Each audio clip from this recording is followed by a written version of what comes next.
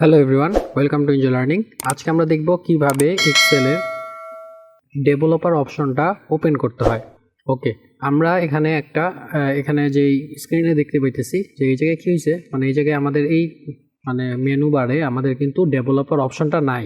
আমরা এখানে ডেভেলপার অপশনটা কিভাবে আনবো, সেটার জন্য আমরা প্রথমে একটা নতুন ওয়ার্কবুক ক্রিয়েট করে নিই। ওকে, আমি এখানে নেক্সট বাটনে ক্লিক করে একটা ওয়ার্কবুক ক্রিয়েট করে নিলাম। এই নেক্সট বাটনের ভিতরে একটা ম্যাক্রো ছিল, যেটাতে একটা ওয়ার্কবুক ক্রিয়েট করার ম্যাক্রো ছিল। ওকে, আমরা এখানে আবার আপনারা নতুন করে একটা ওয়ার্কবুক তৈরি করতে পারেন Ctrl+N প্রেস করে।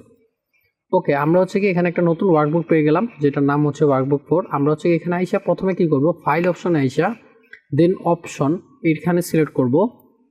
দেন আমাদের সামনে এরকম একটা ইন্টারফেস শো করবে। এই ইন্টারফেসের মধ্যে আমরা দেখতে পাবো কাস্টমাইজ রিবন একটা অপশন আছে। এই কাস্টমাইজ রিবন থেকে আমরা জায়গায় দেখতে পাবো যে ডেভেলপার অপশনটা কি চেক করা নাই। ঠিক আছে, আমরা এখানে হোমটা প্রেস, এই যে দেখেন চেক করা নাই। ঠিক আছে, আমরা এখানে এটা চেক করে দেব। দেন আমরা কি করব, এখানে ওকে প্রেস করব।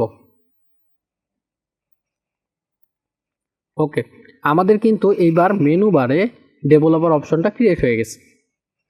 ওকে, আমরা এইভাবে যে কোনো একটা এক্সেল ফাইলে বা যে কোনো একটা এক্সেল সফটওয়্যারে আমরা কি করতে পারবো, ডেভেলপার অপশনটা ক্রিয়েট করতে পারবো। আমরা এই ডেভেলপার অপশন ছাড়া কিন্তু VBA বা ম্যাক্রো এই জিনিসটা অ্যাক্সেস করতে পারবো না। সো আমাদের এই ডেভেলপার অপশনটা কিন্তু অবশ্যই লাগবে। ওকে, থ্যাংক ইউ।